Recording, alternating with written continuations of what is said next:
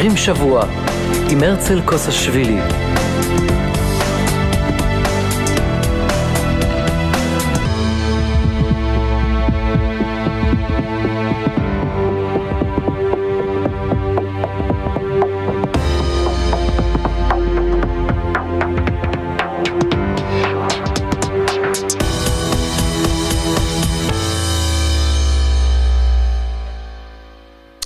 ערב טוב לכם גולשים, מאזינים, גות יום טב, חג הגאולה של הרבי הריי"צ, י"ב י"ג תמוז. אנחנו כמובן ניגע בעניין הזה בהרחבה בתוכנית שלנו הערב, אבל אנחנו נתחיל באקטואליה. ומה בתוכנית הערב? חוק הגיוס יוצא לדרך בתחילת השבוע הבא. מה זה אומר? כמה יקבלו צווי גיוס? כמה מיועדים בכלל לגיוס מתוך רבבות בני ישיבה? האם הצבא לוקח בחשבון כישלון בגיוס משמעותי כפי שהם מצפים? וכיצד ינהג נתניהו במשבר מול המפלגות החרדיות על רקע חוק הגיוס? על כל זה ועוד אנחנו נשמע מהפרשן והכתב הצבאי של רדיו קול ברמה, מנדי ריזל. בהמשך נהיה כאן עם פרשייה לא פשוטה שנחשפה בימים האחרונים. מספר בחורים שנסעו ליום ההילולה ג' תמוז לרבי לניו יורק התבקשו לחזור משם כשבאמתחתם תכשיטים ושעונים יקרים. הם כמובן נעצרו ונלקחו לחקירה ממושכת, שחלקם כבר מיוצגים באמצעות עורכי דין מול רשויות החוק. אנחנו נהיה כאן בשיחה עם עורך הדין מרדכי ציבין מכפר חב"ד, שיש לו ניסיון רב בתחום הזה, ולא רק. אנחנו נדבר איתו על ההיבטים החוקתיים והפליליים של המעשים הללו, וכמובן הזהרה והסתייגות לא להתפתות להעביר אף חפץ מאף אדם. ביום ראשון הקרוב התקיים בתל אביב מטעם ובארגון חב"ד תל אביב אירוע הצדעה ענק לרבי ולתנועת חב"ד לרגל יום ההילולה שחל לא מכבר. מאחורי האירוע עומדים אישים וגורמים רבים שלקחו על עצמם את החלקים האומנותיים והוויזואליים. אנחנו נהיה כאן בשיחה עם הרב נחום גריליצקי מחב"ד תל אביב, שיספר על האירוע ועל התוכן שעמלו עליו רבות ליצוק לתוך האירוע הגדול הזה שכותרתו מתחברים. אנחנו נהיה כאן גם עם השחקן אהוד עזריאל מאיר, הוא יוצר תוכן ובמאי שיופיע בערב המיוחד הזה ויספר על המשיכה שלו לחב"ד ולתורת הרבי. ועכשיו לחג הגאולה, פטרבורג תרפ"ז מול פטרבורג של תשפ"ד. נהיה כאן בשיחה עם השליח הראשי לפטרבורג, הרב מנדל פבזנר, שיספר על המהפכה הרוחנית האדירה בפטרבורג באמצעות עשרות שלוחים, וגם על הגאולה הפרטית, גאולת הבית, או ליתר דיוק חלק מהבית, בו שהה הרבי הריי"צ בעת המאסר בשנת תרפ"ז, ברחוב מלאכוב היה 22, שנקנה לאחרונה על ידי יהודי צרפתי. אנחנו נשמע ממנו מה עומד מאחורי הרכישה הזאת. לאחר הפוגה ממושכת נחזור עם צוריך עיון ומנדי ברונפמן שידבר על החיבור הפנומנלי של הרבי הריי"צ, ליקוטי דיבורים. למה זה חיבור יסודי שעל כל חסיד, צעיר כמבוגר, לקרוא לפחות פעם אחת בחייו, ואיך זה קשור לתחושת השייכות והמשפחתיות בקרב חסידי חב"ד. לסיום, את ניגון השבת שלו שיחתום את התוכנית יבחר השליח הראשי לבאר שבע, הרב זלמן גורלי, כשיספר וישתף זיכרונות מאבא ומסבא עליהם השלום, כיצד הם חגגו את חג הגאולה י"ב תמוז, ועד כמה חשוב להנחיל שלמרות שזה חג של הרבי הריי"צ לכאורה, למעשה מדובר בחג שהשפיע ומשפיע על כל החסידות עד לימינו אלה. אנחנו כמובן נתחיל את התוכנית עם ניגון, ואיך לא מתבקש, י"ב תמוז, נשמע את ניגון של חג הגאולה י"ב י"ג תמוז, מיוחס לרבי אהרון חריטונוב, אבל את הניגון הזה אנחנו נשמע עכשיו בביצוע של ידידי וחברי לייבלה ליבסקר הקלידן, יחד עם שמחה פרידמן. אחרי זה מיד התוכנית, תישארו איתנו, האזנה הרבה.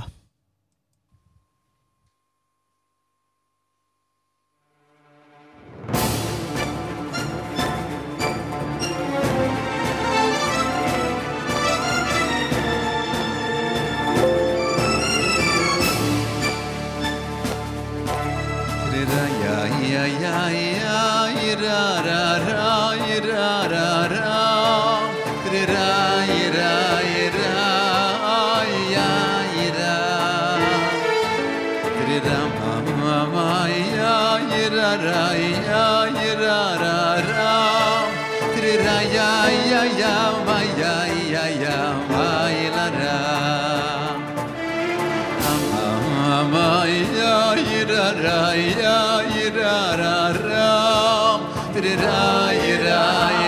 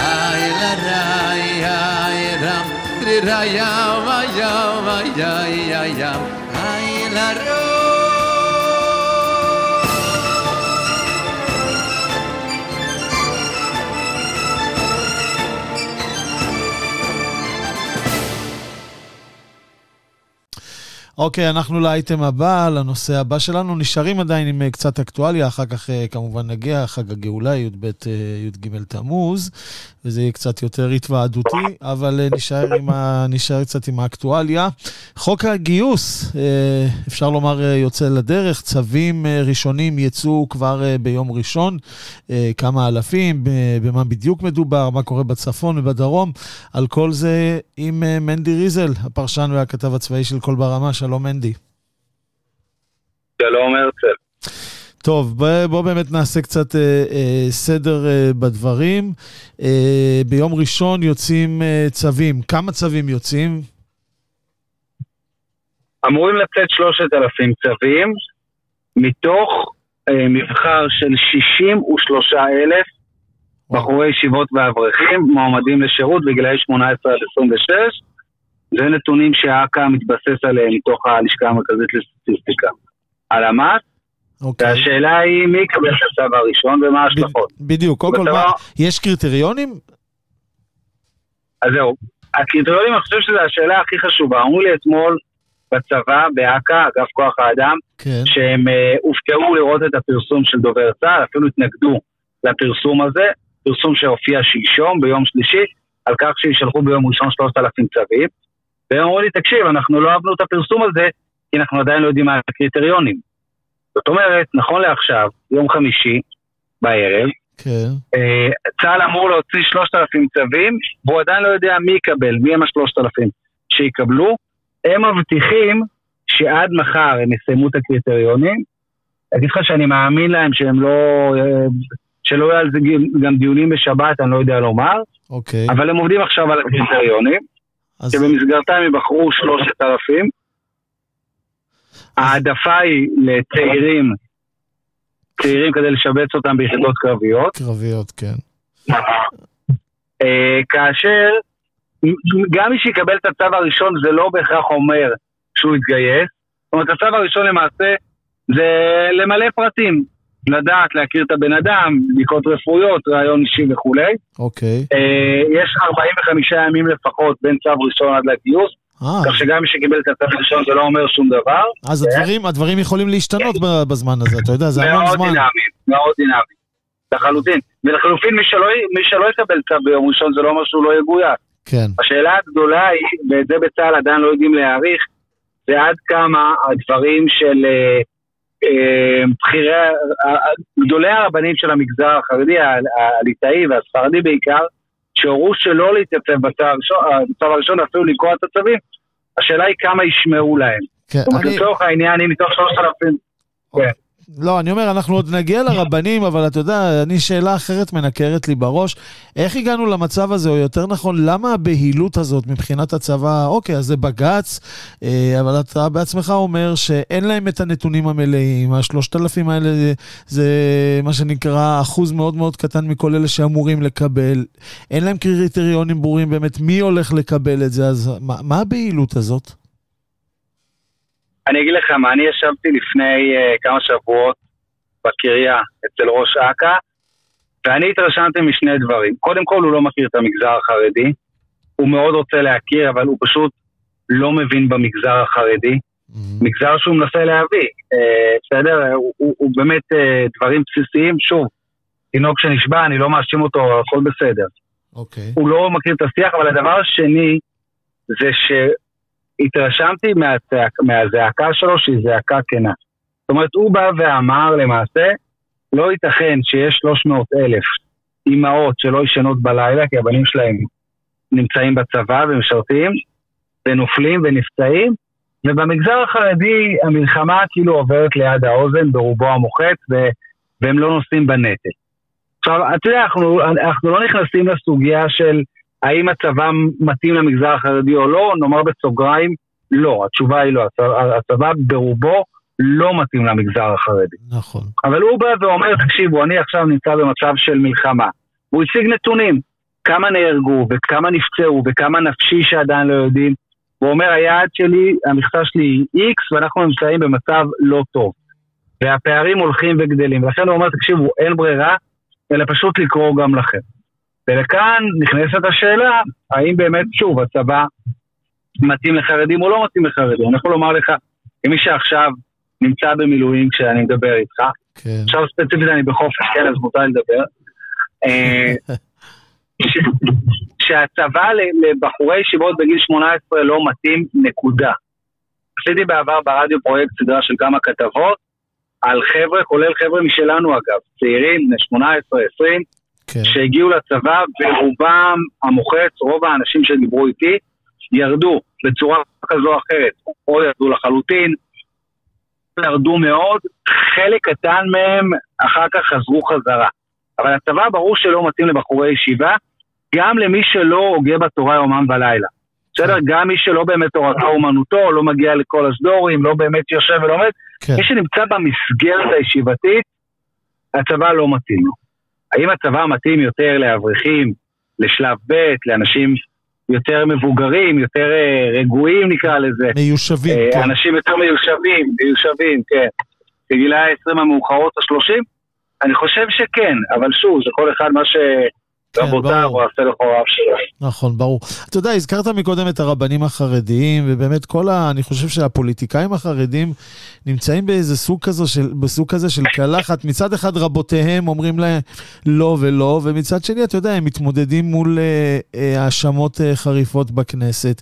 אבל איפה, אתה יודע, איפה זה עומד מבחינת, אתה יודע, אני מדבר איתך בצורה הכי פשוטה שיש. נתניהו, הוא מבין את גודל השעה, זאת אומרת, הוא מבין שהציבור החרדי פה בעצם, מה שנקרא, נקרא לגזרים מול כל הסיפור הזה של חוק הגיוס, והח"כים החרדים, מה בדיוק הם הולכים לעשות, אתה יודע, ביום פקודה, הרי בסופו של דבר הבחורים האלה, זה נראה שמה שנקרא די נגזר עליהם גורלם. תראה, אני חושב שנתניהו, אם לא היה את הלחץ של הסיעות החרדיות עליו, היה הרבה יותר בעד לשלב את החרדים.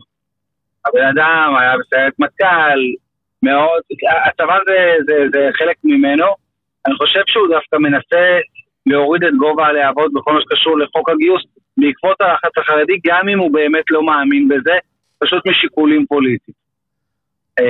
והשאלה כמה כוח יש לו כאשר שר הביטחון בגיבוי בג"ץ והצבא מגיעים ואומרים אנחנו מוציאים את הצווים, ואנחנו נכנסים פה לעוד שאלה, האם גלנט מבין שהוא מוביל לסחרור פוליטי שעשוי אולי להוביל לסוף הממשלה או להרעיד את הממשלה, לפירוק הממשלה, אולי הוא עושה את זה בכוונה תחילה, אי אפשר לדעת.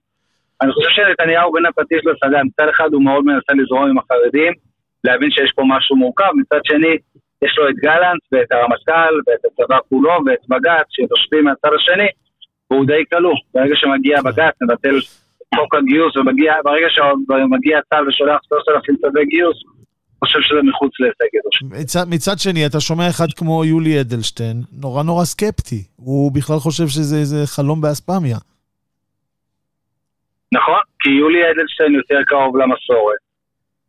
בחור חובש כיפה, והוא כנראה, יכול להיות שהוא גם מבין את הלך הרוח מבפנים, והוא מבין שדבר כזה לא יעשה בכפייה. אתה יודע מה, אני יכול לספר לך, יש איזה מסלול אחד של משרד הביטחון, כן. לגיוס חרדים, פרויקט ארוך, פרויקט של 7 שנים, שאתה לומד הנדסה על חשבון הצבא, הנדסה תוכנה, ומשתלב ביחידה מובחרת והכל. אוקיי. ואני יודע שבשבועות האחרונים כמה חבר'ה חרדים, הארדקור, נרשמו למסלול הזה, התקשרו ואמרו, סליחה, אנחנו מאוד רוצים להשתלב, והצורה הזאת מאוד שווה לנו, מבחינת כל מה שאנחנו מקבלים, אבל לאור ההחלטה של בג"ץ ולאור הניסיונות שלכם לכפות גיוס, אנחנו לא עושים את זה. זאת אומרת, יולי אדלשטיין מבין את מה שמבין כל בר דעת, וראינו את זה עם יאיר לפיד בעבר, שכשאתה מגיע לכפות על הציבור החרדי, אתה מקבל בדיוק הפוך. כשיאיר לפיד ניסה לכפות, הייתה ירידה בשיעור הגיוס. ואתה רואה בתקופה האחרונה, אנחנו מדברים רק מאז תחילת המלחמה, כ-800 חרדים התחילו את שלב ב', שזה הצבא שלוקח בעיקר אנשים מבוגרים ומכשיר אותם לטירונות ואחר כך מילואים. וזה עלייה של פי 2 לעומת לפני המלחמה, כאשר כ-3,000 איש סורבו מטעמים כאלה ואחרים, רצו להתקבל למסלולים האלה של שלב ב' ונדחו. זאת אומרת, יש רצון חרדי גם בלי שתכפה עליהם. בדיוק. להיות חלק, להשתלב בצורה כזו או אחרת. ברגע שאתה מגיע ואתה כופה ואתה מכריח, אז סופה של הכפייה החילונית תגרום להפוך ותגרום לאנטגוניזם ולהודעות של הרב. להשיג תוצאות הפוכות. טוב, שמע, הייתי רוצה לשוחח איתך על עוד כמה דברים, אבל אתה יודע, שעון דוחק בקצרה אולי באמת קצת על מה שהולך לקרות בצפון, הגזרה מתחממת, וגם האם תהיה עסקה, לא תהיה עסקה? מה הערכות כעת? תראה, לגבי הצפון, קודם כל אני יכול לומר שהיו כמה תאריכים לפתיחת מערכה, תאריכים שישראל הציבה, בין היתר בחודש מאי, למניינם ובחודש יוני. אני חושב שדווקא בשבוע הקרוב, עד שנתניהו חוזר מוושינגטון, חיזבאללה יכולים להיות רגועים שלא תיפתח מערכה, כי הנאום הזה מאוד מאוד חשוב לנתניהו, אולי לקראת מערכה אפשרית עם חיזבאללה. עכשיו צריך גם לזכור שהשעון דוחק, כי עוד מעט אנחנו נכנסים אחרי החגים כבר לתקופה של קור רציני בדרום לבנון. אני מזכיר לך, הערים מושלגים, תנאי מזג אוויר קיצוני. אני חושב שאם ישראל רוצה לפתוח מערכה בצפון, היא צריכה לעשות את זה ממש בתווך אחרי שנתניהו חוזר מוושינגטון, כי אחרת אתה נכנס לתנאי מזג אוויר קיצוניים, לשלגים, לבוץ, אתה נכנס לבוץ הלבנוני, תרתי משמע. בדיוק באתי להגיד, הבוץ הלבנוני. הבנתי. כן, אז ימים יגידו, ולא כקלישה. כן. טוב, מנדי ריזל, פרשן כתב צבאי של כל ברמה, תודה לך בינתיים על הדברים האלה, ובאמת נקווה לבשורות טובות, אמן. שבת שלום, כל טוב. עכשיו אנחנו בנושא הבא שלנו, מספר בחורים תמימים כמובן שחזרו משהות אצל הרב לרגל ג' תמוז שנסעו ליום ההילולה, עוקבו בנתב"ג, שימו לב, נתפסו עם שעונים יקרים ותכשיטים יקרי ערך שהעבירו להם בתמורה למה שנקרא תגמול כספי זעום, סמלי, ובימים האלה מתקיים דיון בעניין שלהם.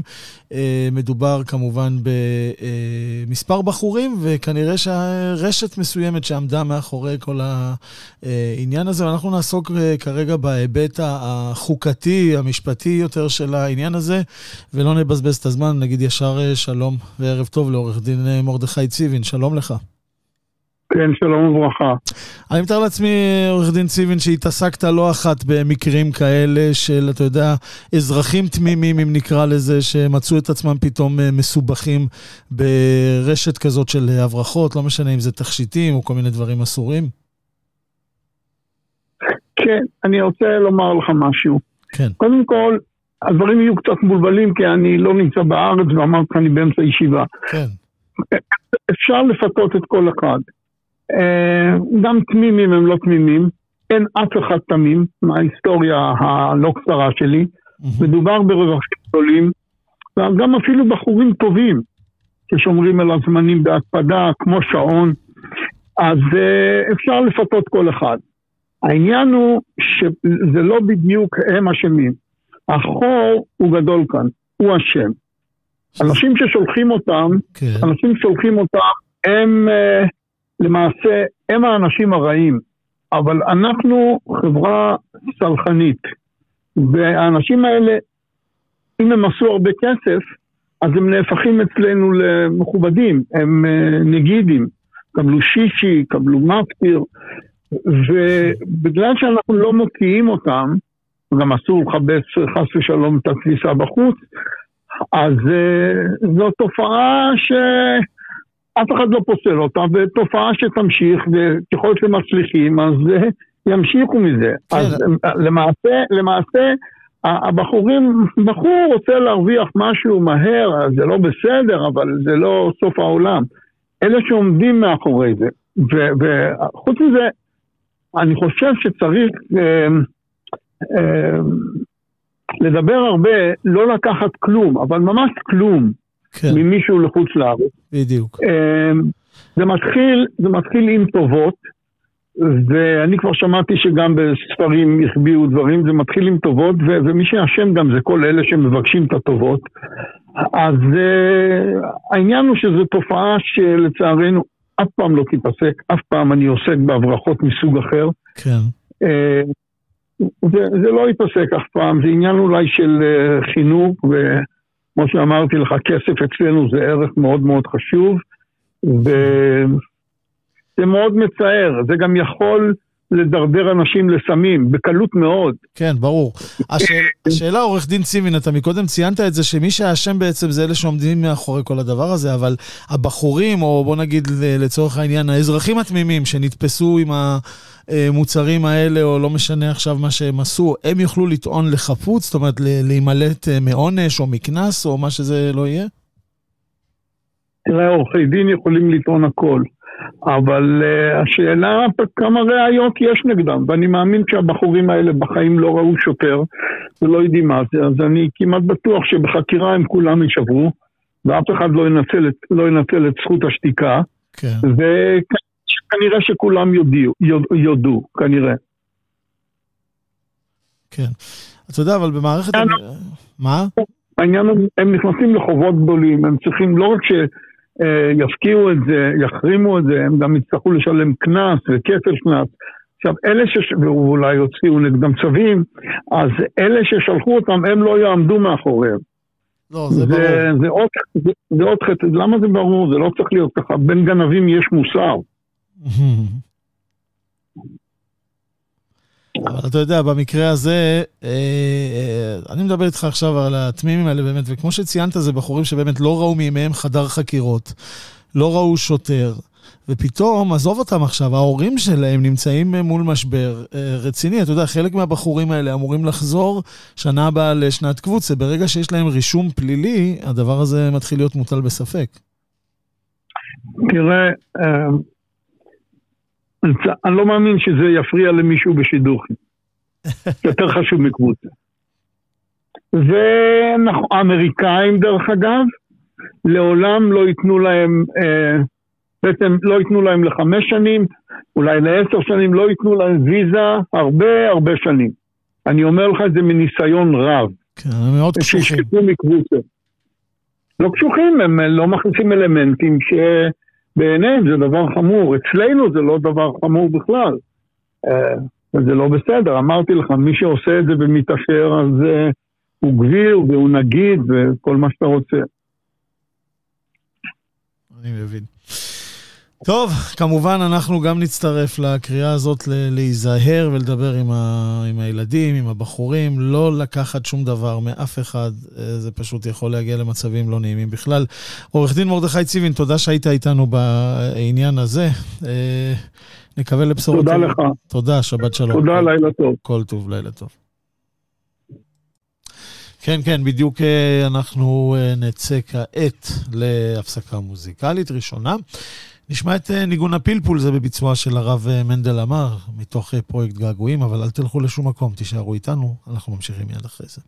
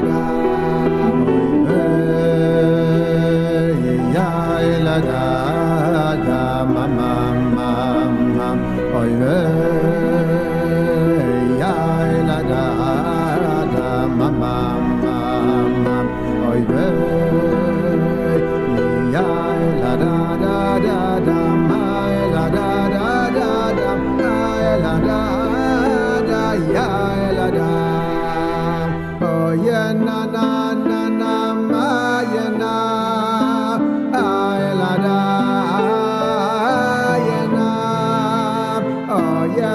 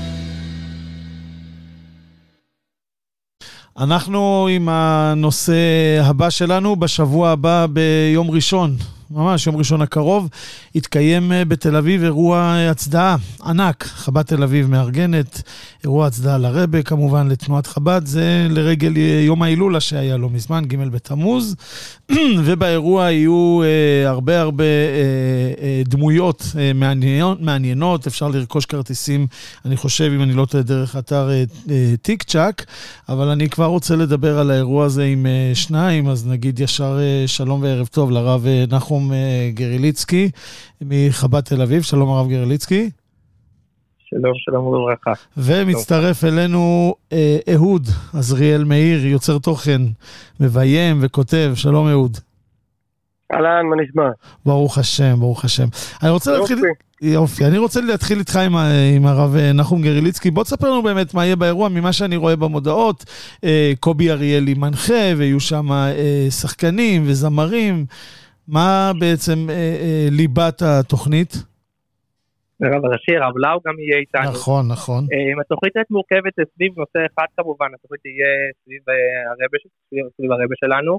אנחנו ציינו לא מכבר את ג' בתמוז, ברוך השם כל בתי חב"ד בעיר, כל אחד עשה את האירוע בשכונה שלו, עם מקורבים בבית חב"ד שלו, אבל בשנה כזו, תשפ"ד, 30 שנה לג' תמוז, שאנחנו מציינים השנה, אז כמובן עלה רעיון בקרב רבים מהשלוחים בעיר, שצריך לעשות משהו גדול, אירוע אחד מרכזי ויפה, וברוך השם מרכז חב"ד תל אביב לקח את היוזמה, זה כבר פעם שנייה, שאנחנו עושים אירוע מרכזי לקהל השלוחים יחד בעיר, בעצם המתכונת היא שכל שליח מגיע עם המקורבים שלו, עם בית חב"ד שלו, עם האנשים שלו, וכשזה אירוע אחד גדול, אז העוצמה היא מוכפלת, הכוח הוא כמה וכמה, והתוכנית היא מוקפדת ומהודרת, והפעם אנחנו כולנו פשוט נשב במשך 3 שעות של תוכנית עמוסה ורצופה, ונשמע על הרבה, והכותרת של אירוע מתחברים בדרכו של הרבה. נכון, אז רוב המוחלט של האנשים באולם זה אנשים שלא זכו ולא ראו את הרבה, וברוך שהם כולם קשורים היום לרבי בדרך כזו או אחרת, כל אחד באמצעות השליח שלו, הבית חב"ד בשכונה שלו.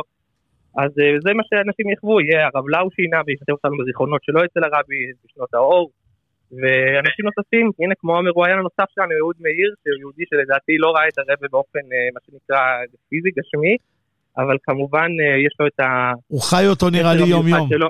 אהוד, באמת, אני ראיתי בקצרה, אהוד, את הסיפור שלך, נראה לי בערוץ הידברות, אבל אני אשמח גם שתשתף בקצרה את המאזינים שלנו. אנחנו חלק מהתכנים יהיו באירוע, אז צריך ככה לשמור על המקום. צריך לדעת מה לומר. כן, לא לעשות פולו-אפ מוקדם. טוב, בוא באמת ספר לנו, מה מביא אותך לחב"ד? איך אתה מתחבר לכל העניין הזה, לרבה, ובכלל, לדבר הזה שנקרא חסידות חב"ד?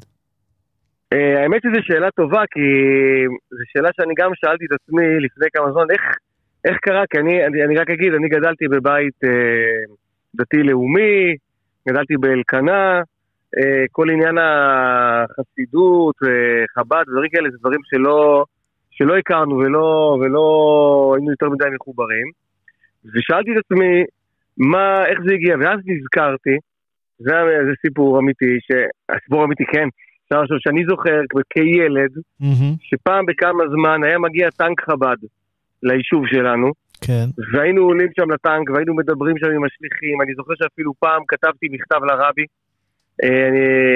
כתבתי, אז אח שלי היה חולה אז במשהו, וכתבתי לו שאני מבקש, אם הוא יכול לספר, אני לא זוכר משהו, היינו ממש קטנים, ואפילו היה לי דרגה אני חושב, אם אני לא טועה, הייתי... בצבאות השם. הייתי מסתכל. בצבאות השם, אבל אתה יודע, אז היה כאילו משהו כילדות, שהיה מאוד מאוד נעים להיות שם בתוך בית חב"ד, בתוך הטנק חב"ד. אבל עם השנים לא ממש היה לי איזה קשר, ודווקא בשנים, לפני כך וכך שנים, שזה פשוט מדהים, עברו כמה שנים, גרנו בתל אביב,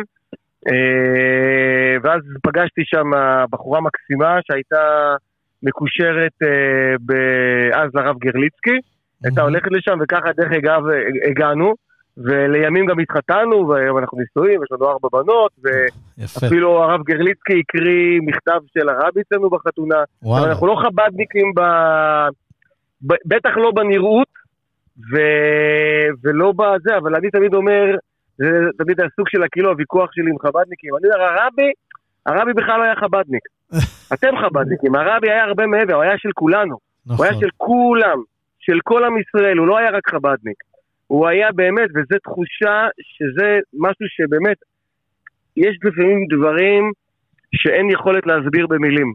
אפרופו מה שאמרת שראיתי, שדיברתי שם, אני אספר על זה באירוע, על מה שהיה במלחמת לבנון השנייה, יש דברים שאי אפשר להסביר במילים, יש איזה חיבור מסוים שהרבי מצליח ליצור בין כל חלקי העם, שאני אישית לא יודע להסביר את זה. כי על פניו בצורה חיצונית, הרבי היה נראה, אתה יודע, חב"דניק, חרדי, הכי כביכול, בכלל הדמות, הכי לא דמות שהיום יכולה איכשהו לאחד, ואיכשהו בדיוק הפוך. וזה משהו שהוא מדהים, כאילו החיבור הזה שהוא מצליח לחבר בין כל כלל ישראל. זה משהו שאני לא מכיר, וזה תמיד מחדש מפתיע ומרגש אותי, ואני גם לא יודע איך לשים את הנקודה, זה בגלל זה, אני לא יודע איך להסביר את זה, אבל בעובדות, זה העובדה. איך זה קורה? זה כנראה מעלינו, אני לא יודע איך זה קורה, אבל זה קורה כל הזמן. וכל פעם, וזה גם משהו, כל פעם שיש לי איזה משהו פתאום איכשהו, אני מקבל את אשתי קוראת לזה, קיבלת שוב פעם דש מהרבי. כל פעם שיש לי איזה עניין פתאום, זה כמה זמן היה איזה משהו שלא הצלחתי, איזה תקופה וזה, ופתאום הרב גרליצקי התקשר אליי, ואמר לי, שאל אותי אם אני יכול לקחת חלק בערב הזה, ואשתי הייתה בזה, אמר לי ישר בטח, אומרת, זה דש מהרבי, זה אומר שזה טוב, אמרתי כהן בוודאי, ובאמת אני לא רוצה זה, אבל הצלחתי ככה דרך אגב להשיג איזה משהו שרציתי, שקשור לעבודה, זה תמיד ככה, ואני לא יודע איך להסביר את זה, אני רק יודע להסביר שזה קורה. איך זה קורה? זה אני כבר לא יודע. כמו שאתה מבין ברגעים אלו, הליין הפיפה משתנה, והוא תיכנס בכותרת של המשפיע של האירוע. מה? אני המשפיע? ככה יוצא רושם, אנחנו לא שמע, רוצים לפספס. אתה בכיוון. קטונתי. אתה בכיוון. טוב, נציין כמובן גם שיש שם מופע מוזיקלי, אביב אלוש עם נאור קרמי, ובכלל ערב די מושקע זה נראה. כמה שעות בערך הולך להיות האירוע הזה, הרב גרליצקי? התוכנית תהיה מלאה ועמוסה, אנחנו מפעמים שלא לגלוש, אבל מ2:30 עד 3 שעות, שהערב יהיה ממש מלא, גדוש מקצה לקצה, בתוכן, בנושא, ובוודאי שכל אלו שהתקבצו יחד, וברוך השם העולם כבר מלא, נהדר. נוצרו מספר מקומות, אבל ברוך השם שהעולם כבר מלא בקהילות השלוחים, אנשים יבואו ויתחברו לרבי, ויצאו מקושרים יותר לרבי, ומלאים בתוכן, ומלאים בשמחה לקראת ההשלמה של המשימה שהרבי יותיר לנו להביא את הגאולה. אמן, נהדר. יאללה, שתבוא כבר, מתי היא מגיעה? אנחנו מחכים. זה באירוע. זה בתוך הלילה. טוב, חברים, אנחנו ניפגש בראשון בעזרת השם בגן האירועים רוקח, באירוע היפהפה הזה. תודה לך, אהוד עזריאל מאיר, ותודה לרב נחום גרליצקי. תודה לכם. שיהיה לכם בהצלחה ושבת שלום. אמן, תודה רבה, שבת שלום. טוב, חג הגאולה, גות יום טב כמובן, חג הגאולה, י"ג תמוז, חג הגאולה של הרבי הקודם, ואנחנו לא נאבד את הזמן, פטרבורג של אז ופטרבורג של היום. אנחנו נגיד שלום וערב טוב לרב מנדל פבזנר, השליח הראשי, שליח הרבי לפטרבורג. שלום הרב פבזנר. שלום וברכה וגות יום טב. גות יום טב, נכון. אני מבין שיש דברים מעניינים בפטרבורג, נכון? הבית שהרבי היה שם, הרבי הרייץ, רחוב, איך זה? מחביה, דבצת דבה? מחביה 22, נכון? 22, כן. ששם התחיל בעצם כל המאסר של הרבי, ומה בעצם קרה? הבנתי שקנו את הבית? או חלק ממנו? כן, חלק מהבית. כשהרבי הקודם היה לו דירה די גדולה יחסית.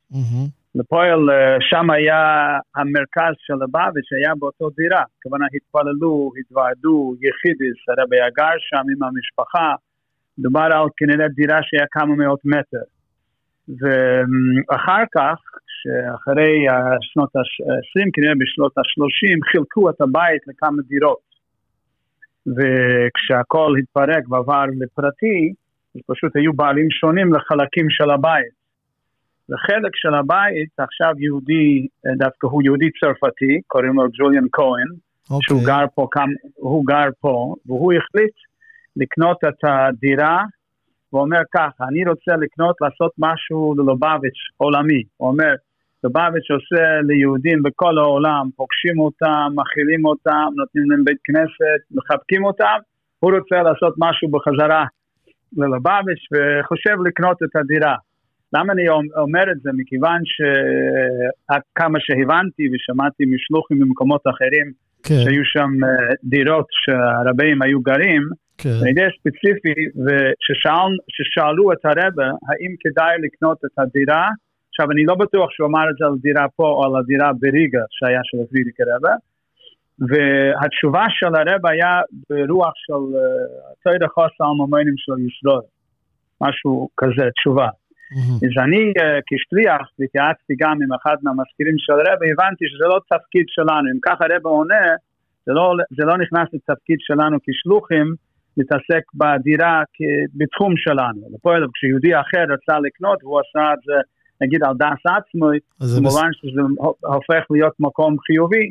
אתמול בערב, הנשים עשו שם פברנגן, זה דירה חלק קטן מהדירה הגדולה, לכן זה לא שטח גדול, אבל אתמול אנשים עשו שם פברנגן, היום בערב אנחנו נעשה שם פברנגן, אנשים אמרו שהיה בהתרגשות, לפועל להיות באותו דירה. רגע, אבל מה קורה, הרב פבזנר, מה קורה עם החלק השני של הדירה? מי בעצם גר שם? או שאי אפשר... אז אנשים אחרים גרים שם, והוא, מי שקנה את זה, ג'וליאן כהן הזה אומר, תשמע, אם קנינו חלק הראשון, בואו נעבוד לקנות גם החלק השני ובעצם השלישי. גרים שם אנשים שבעיקרון אמרו שיחשבו על הרעיון למכור את זה. מעניין. אולי בהמשך אולי בהמשך מה מביא, הרב פבזנר, מה מביא את היהודי הזה, את מר כהן הזה, להתעורר דווקא בעניין הזה של הבית? איך הוא מגיע לכל העניין?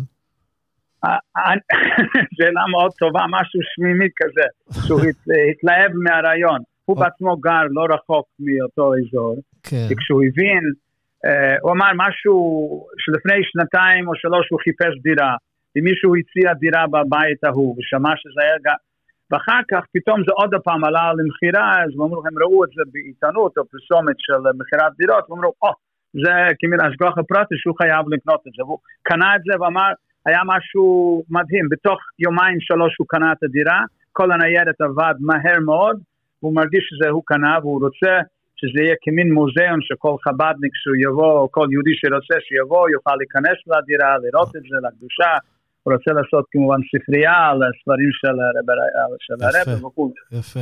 כן. אז מתוף רפ"ז עד תשפ"ד זה ככה, זה חיכה לעניין הזה. טוב, עכשיו אבל פטרבורג של היום, הרב פבזנר, עם כל הכבוד, זה כבר עולם אחר לגמרי. כמה שלוחים יש היום ברוך השם בפטרבורג? שלוחים יש 20 משפחות של שלוחים שעובדים פה. מהם בחלק של בית כנסת המרכזי, כמה פתחו בתי חב"ד באזורים שונים, כמובן שיש מוסדות חינוך, מוסדות לצעירים, למבוגרים, נגיד מה שהיה לנינגרד, היום פטרבורג, זה בעצם כמובן עולם אחר ממה שהיה, ברוך השם מה שקיים, כנראה לא רק בגלל המסירות נפש של הרבים, יהיה אפשר, מה שהרבים זרו, אז הצמיחה מגיעה אחרי העבודה שלהם. כן. ויש בשיחה, אחת מהשיחות של הפרידיק רבי, שהוא אמר שמשיח יבוא דרך מחוויה. כך הוא אמר. וואו. עכשיו, לא זוכר בדיוק הציטוט באיזה, אבל יש בשיחות של הפרידיק רבי. עכשיו, בלי להיכנס לפלפול מהצד, דרך מחוויה או דרך 770 וכו', אז אנחנו מבינים שבעצם כל 10 גוליות שעברה, זה בעצם המשך אחד. כן. ואני לא מבין, למה הרב אמר, זה לא, כנראה, אנחנו לא צריכים להחליט למה הרב אמר את זה. בפועל, כשזה עובר ממקום, זה לא שעוזבים את המקום, לוקחים את המקום ההוא כבר למקום החדש. והיום הכל מתרומם מהמקום החדש. לכן, בעזרת השם, שנצליח לעשות נחס רוח, לעשות את הפעילות שלנו, ובכל מקום. רגע, אתה הרב פבזנר, מתי הגעת לפטרבורג? מתי יצאת לשליחה שם? בתשנ"ב, קיץ או תשנ"ב, בעצם הגעתי בחודש תמוז, חודש תמוז תשנ"ב, והפעילות הראשונה אפשר להגיד שעשינו, אז היה י' בייס תמוז, היו פה בחורים לפנינו, רב שי כהן ולוי הנדל, והם הכינו כנס גדול, הגיע גם הרב זלמן הבלסקול ושלום מקישינוב, זה היה הפעילות הראשונה בי' בייס תמוז תשנ"ב. אז בעצם לב שנים בדיוק, נכון? 32 שנה. כן. יפה. טוב, הרב מנדל פבזנר, תודה לך על השיחה הזאת, כמובן שיהיה בהצלוח בשליחות שם בפטרבורג, תמשיכו ככה, שנשמע בשורות טובות, אמן, שנזכה לגאולה השלמה כבר. אמן, תודה, תודה. גוד שבס, גוד שבס. טוב, אנחנו בניגון השני, אנחנו נשאר ככה באווירה של חג הגאולה, נשמע עכשיו ניגון יפהפה, זה מתוך צמה. עקיבא מבצע את הללו את השם כל גויים, זה מתוך התפילה של ראש חודש, אבל כמובן אתם לא זזים לשום מקום, כי אנחנו נשארים לחלק האחרון של התוכנית.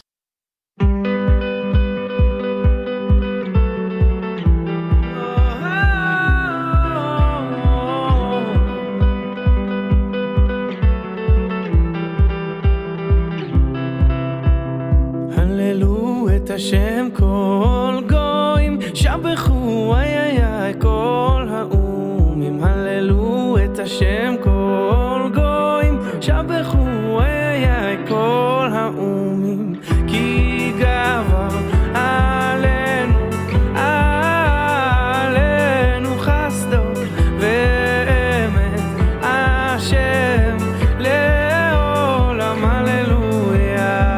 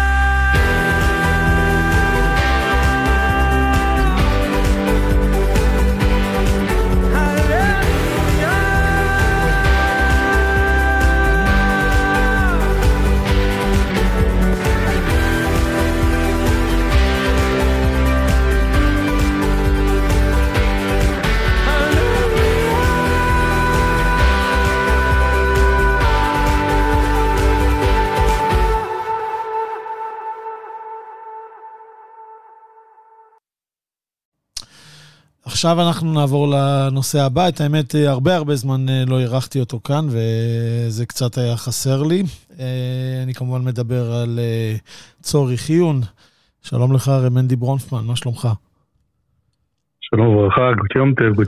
גוטיום טב, כן, גוטיום טב חג הגאולה, ואני מתאר לעצמי שאנחנו נשאר באווירה הזאת של חג הגאולה. על מה נדבר היום? חד משמעית.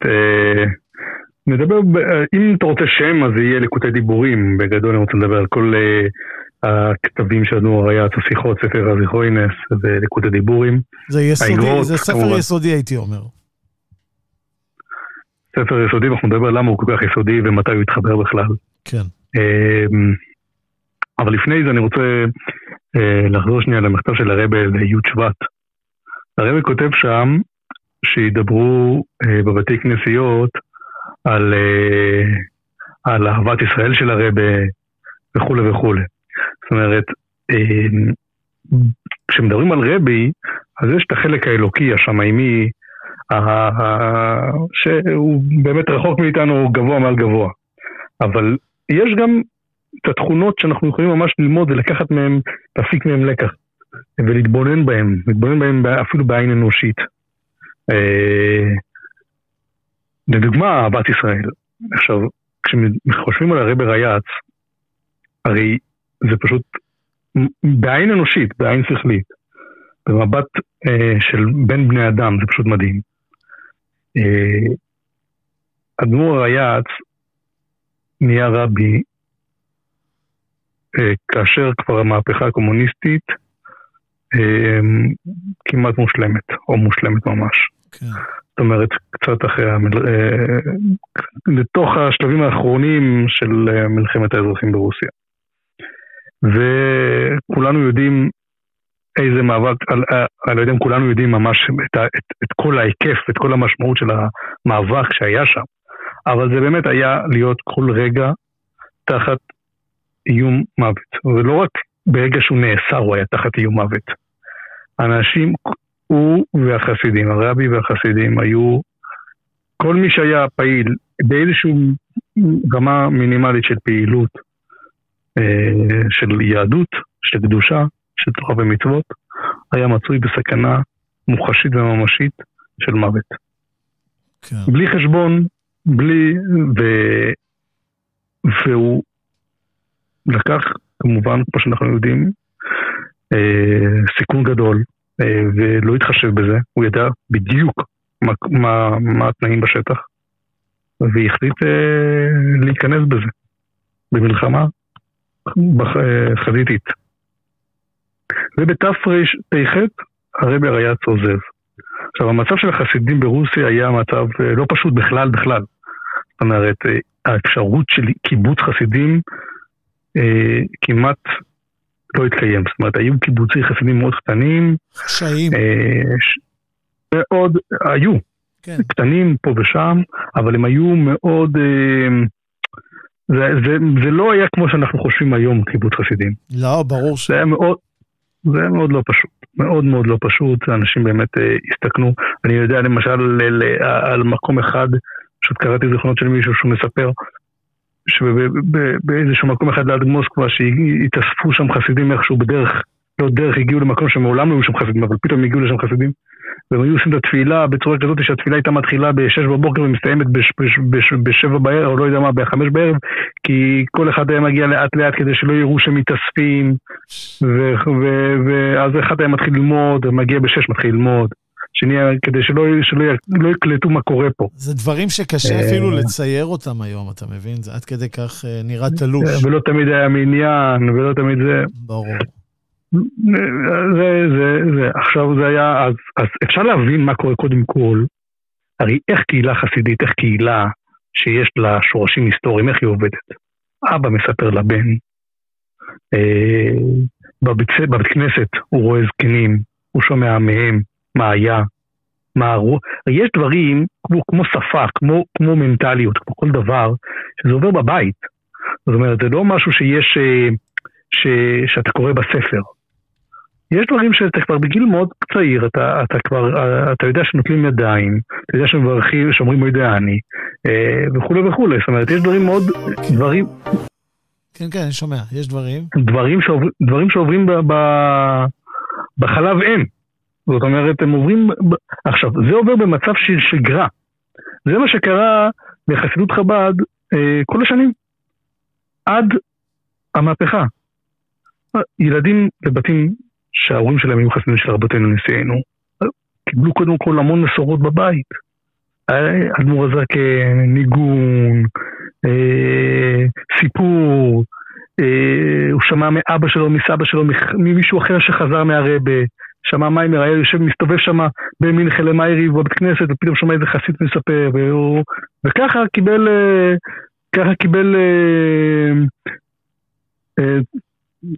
את ההוואי החסידית, את הציור, את ההבנה, את התשתית הבסיסית. זה לא רק הבנה, זה גם תשתית רגשית, זה חיבור רגשי. זאת אומרת, הילד רואה, הוא מתחבר, הוא מבין גם על מה מדובר, אחרי זה הוא מגיע לרב, הוא מקבל עומק נוסף, הוא מגיע לחסידים הזקנים, למשפיעים, הוא מקבל עומק הבנה עמוקה יותר בחסידות, אבל הוא לומד הלוכה, הוא לומד ניגלה וכו' וכו'. אבל החיבור הרגשי, גם ליידישקייט וגם לחסידות, זה... עכשיו, מה קורה במקום כזה שכבר אין קהילה בעצם? עכשיו, אז זה אתגר אחד. עכשיו, אבל מה שקורה זה הרבה יותר מזה. זה לא רק שהקהילת האם ברוסיה נמצאת במשבר ובספק רב כמה היא מסוגלת להעביר והעבירה במסירות נפש, אבל בטח לא באותם היקפים ובטח לא באותם זה פשוט... אבל מה קורה כשאדמו"ר הריי"צ בעצמו הולך עם, אני לא יודע כמה, עם 10-20 אנשים, ומגיע למקום חדש, שהיו שם כמה חסידים, היו שם עוד 20, 30, 100 חסידים. הוא מגיע למקום חדש. עכשיו, הוא אומר, אני לא נכנע, אני מקים את חב"ד מחדש. עכשיו, הוא כל כולו מוקדש לעזרה ליהודי רוסיה כמה שאפשר, וזה מאוד מאוד מסובך, משימה מאוד מסובכת לנוכח המסך הברזל האימתני והאכזרי. כן. אבל הוא גם מתחיל להקים את החסידות מחדש, מתחילה בריגה, אחר כך בפוילין. ובפוילין מוצא אוזן קשבת אצל הרבה יהודים, זו הייתה תקופה מאוד סוערת בפוילין, בין שתי המלחמות הייתה תקופה של סערה רוחנית מאוד גדולה, היה שם גם חילון, ואנשים חיפשו משמעות, היו מבקשי השם, היה שם משבר גדול, מלחמת העולם הראשונה יצרה משבר, והיה משבר גדול מאוד, והחילונים ותנועות חילוניות ותנועות ההשכלה והחילון והקומוניזם והבונדיזם והקפיטליזם, כל האיזמים השונים התחרו שם על לב הנוער עם כל מיני רעיונות משיחיים, מהפכניים. עכשיו, משיחיות של שקר כמובן. כן, ברור. עכשיו, הצורה של אדמו"ר הריי"צ קנתה שביתה בלבבות. באמת, הישיבה באטבוצק, ובאמת הייתה מוקד למשיכה, הייתה שם בשורה רוחנית, רעיונית. אבל איך מחברים את האנשים האלה רגשית? הם יכולים להיות מחוברים מבחינה אינטלקטואלית לתורת חב"ד ולהיגיונות ולחזון, אבל איך הם יהיו מחוברים רגשית לחסידות? ככה, בלי החיבור הרגשי אפשר להיות חסידים. אתה יכול להיות מומחה לחסידות, אתה יכול להיות מבין בחסידות, אתה יכול להיות עובד השם על דרך החסידות, אבל צריך גם להיות חסיד. אם אתה חסיד ממש של הרבי, אתה צריך גם להיות מחובר רגשית. כן, להיות סולדט סליחה שאני קוטע אותך, מנדי, אבל ראיתי מכתב של הרבי הריי"צ להנהלה של הישיבה באטבוצק בזמנו, והרבי בעצם נותן להם הוראות ומגדיר במילים שלו ממש, הוא משתמש במילים האלה, בן תרא, איך צריך להיראות בן תרא, הרבי מדבר כמובן על תמימים, והרבי אומר שבראש ובראשונה תמים צריך שיהיו לו בגדים נקיים ומסודרים, זה פשוט לא יאומן, ואחר כך הרבי אומר כתיבה תמה ויפה ללא טעויות, זאת אומרת, אתה מייצג, אתה מבין, אתה מייצג את החסידות, את הרבי, אז אתה צריך להיות מה שנקרא מאוד מכוון, מאוד מפוקס, ואז אחר כך הרב מדבר על כמובן על שמיר הססדורים וכו'. כן, אז זה פה, אתה מדבר כבר על הרמה של המבנה המשמעתי בישיבה, כן. אבל כדי לייצר חסידים צריך לחבר אותם רגשית, אחרת הם היו אוהדי חב"ד, אוהדי תורת חב"ד, יש המון. כן, ותו לא. יש המון כאלה. אבל חסיד, להיות מסור, להתקשר, לאהוב את הרבי.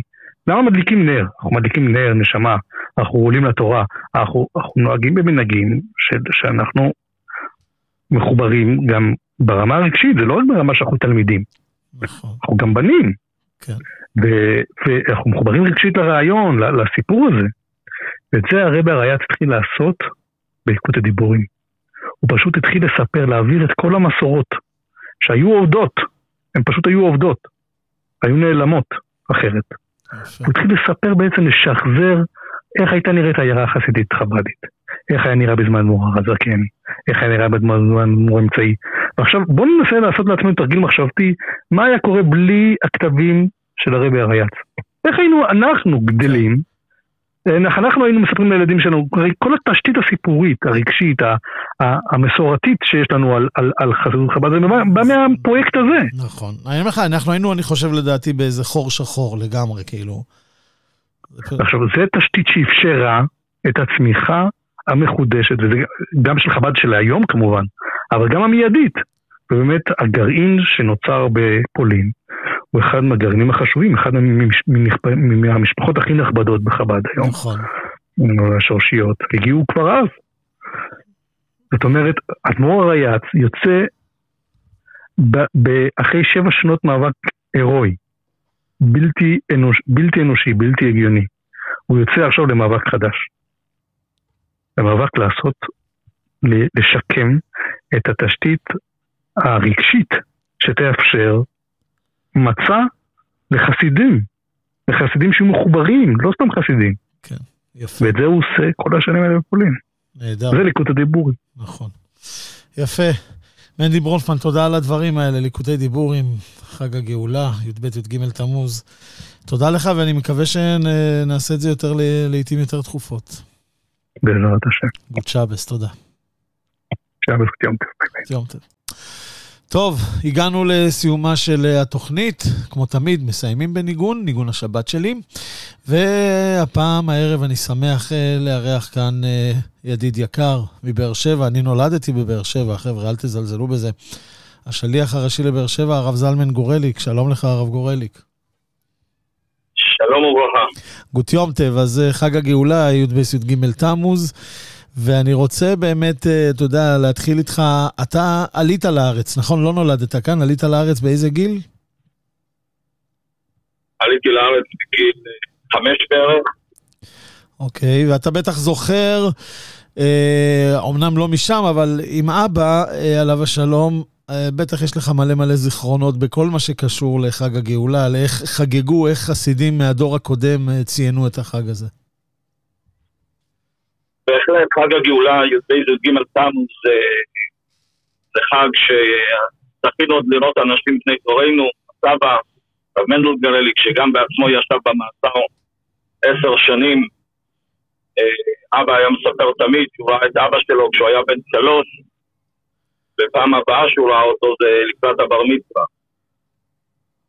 והסבא היה, סבא הרב מנדל היה תמיד בי"ב תמוז, באמת חוגג, ואני זוכר גם כשלמדתי בישיבה בתל הסמל, הוא היה מגיע כל שנה להתוועד עם הבחורים, והיה שגור על פי ביום י"ב תמוז, והיה אומר שהופיע באיזשהו מקום, שהיום הזה, הפרידיק רבי כותב, חג המאסר והגאולה.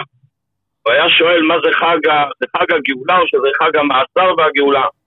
והיה אומר שאצלנו החסידים שגם ישבנו שם שנים בכלא, אז בשבילנו י"ב תמוז היה לא רק חג הגאולה, אלא גם חג המאסר. כי באותם רגעים קריטיים קשים, וכמעט נשברנו שם, מה שהחזיק אותנו זה שהרבי עצמו גם היה במאסר. אז בשבילנו, לפני חג הגאולה זה גם חג המאסר, כי המאסר הזה של הרבי נתן לנו ברגעים הכי קשים שם את הכוח לשרוד ולחשוב ולהתבונן. הרבי עצמו היה פה גם כן במאסר, בשביל מה הוא היה? בשביל שאנחנו גם להחזיק מעמד ונעבור את זה. כן. תשמע, זה דור אחר, זה קשה להבין. אני בזמנו שוחחתי כאן בתוכנית עם פה מהשכונה הרב בן ציון חן, והוא סיפר איך ברוסיה, במחתרת, איך חגגו את התאריך הזה, מה שנקרא, בזמן אמת, וזה פשוט, היום אתה מנסה להסביר את זה, אי אפשר להבין בכלל את התחושות שהם עברו, אבל בואו נתקדם קצת. אבל אתה יודע, אני מצטרף לזה בעכשווי של היום, כן. הדור חדש, אני מסתכל על אנשים, בבית חב"ד לא אמרו תחנון היום, אתמול במינכן לא אמרו תחנון, מיד נקשו אליי כמה אנשים, יהודים שנכנסים להתפלל לא מהנס, ושואלים מה היום? חג הגאולה, מה חג הגאולה? יותר כיסלב? מה הם לא כיסלב, אני אסתבר. אז רגע, מה קרה בטקס? אז מסתבר שחג הגאולה יותר כיסלב, ברוך השם משתרש בכל עם ישראל. כן, זה תפס. אבל לכולם זה משהו הרבה יותר קרוב, איך אומרים, עוד אומנם כבר עברו שנים, אבל עדיין, ובכל זאת אנשים כל כך היו... הרב גורליק, אתה נשמע קצת מקוטע, אם אתה יכול רגע, אולי אתה בנהיגה, לעצור טיפה, וככה נשפר את ה... אתה יכול לדבר עכשיו? בוא נשמע אותך? לא, אתה עדיין... כן, שומעים טוב? עכשיו יותר טוב. אתה אומר שיוטס קיסלב כבר השתרש, ברוך השם, בתוך כלל עם ישראל? ויוטס תמוז, עדיין אנשים פתאום לא קולטים. סיפרתי שלא אמרו, שאלו מה קרה. יוטס קיסלב היום, לא קיסלב, תמוז. וזה לכאורה דבר שהרבה יותר קרוב אלינו, לא כל כך הרבה שנים כמו יוטס קיסלב. ויש עוד אנשים שחברו ויכולים לשתף עוד קצת. אפילו אני זוכר את הסבא, כן, אבל יש עוד הרבה כאלה, גם יותר מבוגרים, שחיים וזוכרים את כל מעשה הימים ההם. כן. וצריך להרחיב את זה, פגשתי איזה יהודי, זה קבלן שעבד אצלנו בבית חב"ד, והוא שמע לי תמוז שנה שעברה אולי, הוא אומר לי, איך פרק כזה בהיסטוריה לא לימדו אותנו בבית ספר? מה, היה כזה פרק בהיסטוריה של עם ישראל? כן. טוב, והיום אתה בבאר שבע. כמה שנים אתה בשליח שם, הרב גורליק, בבאר שבע? יצאנו לבאר שבע בשליחות בתשנ"א, 33 שנים, פלג שנים. והשבוע שעבר התקיים אירוע גדול לכבוד ג' תמוז, נכון. יחד כל הבתי חב"ד בבאר שבע. ראיתי. כמה שלוחים יש היום? היום אנחנו 30 שלוחים בבאר שבע, ובחודש הקרוב יוצאים עוד 2 חדשים, ברוך השם. יפה. והולך ומתרחב. ברוך השם. יפה. טוב, הרב גורליק, בוא תבחר לנו את ניגון השבת שלנו, שאת ככה, עם זה נסיים את התוכנית בצורה, מה שנקרא, חגיגית. מכיוון שהחזרת אותי בי' בהסתמוס לבית אבא ולבית סבא, הניגון שהיה אהוב על אבי עליו השלום, וישר אותו בכל שבת ובכל הזדמנות ובטח בימי חג, זהו ביום שמחתכם, וביום שמחתכם ובמויה. יפה. טוב, אנחנו נשמע באמת את יום שמחתכם. הרב זלמן גורליק, תודה לך על השיחה הזאת, כמובן שיהיה בהצלחה בשליחס. תודה שהיית איתנו ושבת שלום.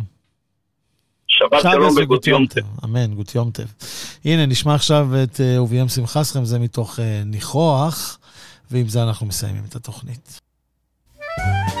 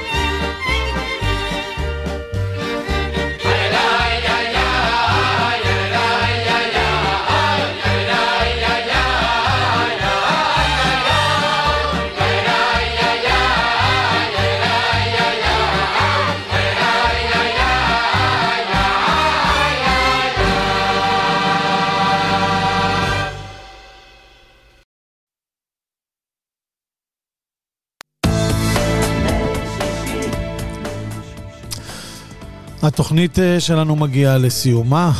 תודה שהייתם איתי בהאזנה. אני הייתי הרצל קוסאשווילי מאחורי המיקרופון. שבוע הבא חופשה קטנה. אחרי זה נחזור לעוד תוכנית אחת לפני בין הזמנים. לבינתיים, עד התוכנית הבאה. שבת שלום, שבת שלום.